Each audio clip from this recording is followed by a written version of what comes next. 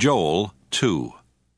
Blow the trumpet in Zion. Sound the alarm on my holy mountain. Let all the inhabitants of the land tremble, for the day of the Lord is coming. It is near.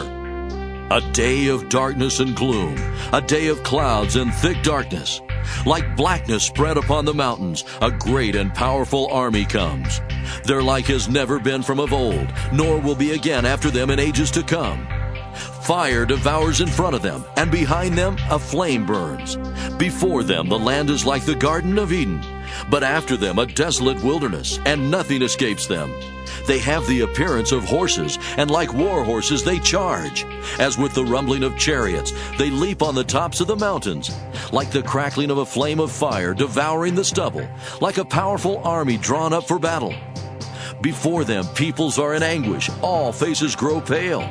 Like warriors they charge, like soldiers they scale the wall. Each keeps to its own course, they do not swerve from their paths. They do not jostle one another, each keeps to its own track. They burst through the weapons and are not halted. They leap upon the city, they run upon the walls. They climb up into the houses, they enter through the windows like a thief. The earth quakes before them, the heavens tremble, the sun and the moon are darkened, and the stars withdraw their shining. The Lord utters his voice at the head of his army. How vast is his host! Numberless are those who obey his command. Truly the day of the Lord is great, terrible indeed. Who can endure it? Yet even now, says the Lord, return to me with all your heart, with fasting, with weeping, and with mourning.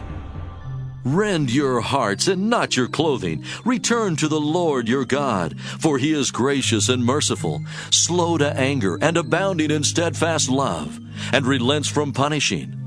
Who knows whether he will not turn and relent and leave a blessing behind him, a grain offering and a drink offering for the Lord your God? Blow the trumpet in Zion, sanctify a fast, call a solemn assembly, gather the people. Sanctify the congregation, assemble the aged, gather the children, even infants at the breast. Let the bridegroom leave his room and the bride her canopy. Between the vestibule and the altar, let the priests, the ministers of the Lord, weep.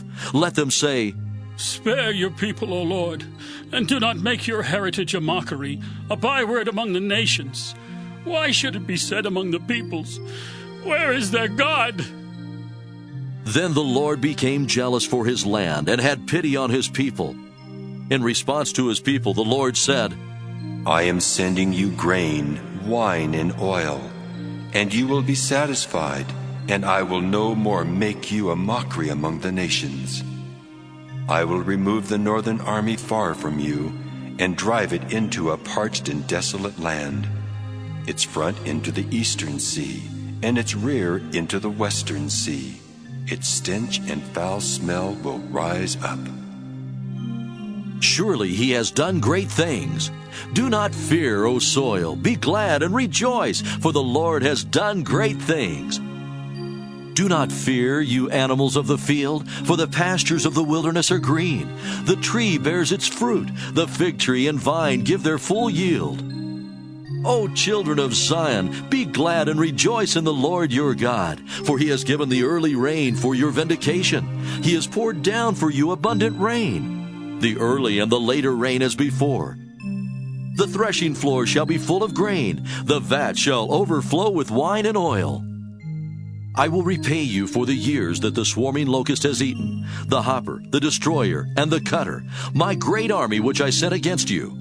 You shall eat in plenty and be satisfied, and praise the name of the Lord your God, who has dealt wondrously with you, and my people shall never again be put to shame.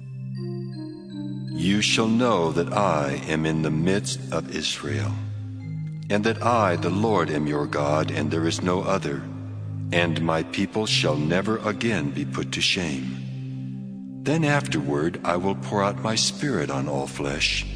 Your sons and your daughters shall prophesy. Your old men shall dream dreams, and your young men shall see visions.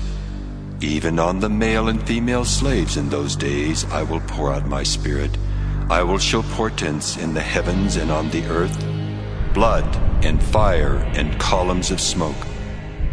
The sun shall be turned to darkness, and the moon to blood, before the great and terrible day of the Lord comes. Then everyone who calls on the name of the Lord shall be saved. For in Mount Zion and in Jerusalem there shall be those who escape, as the Lord has said, and among the survivors shall be those whom the Lord calls.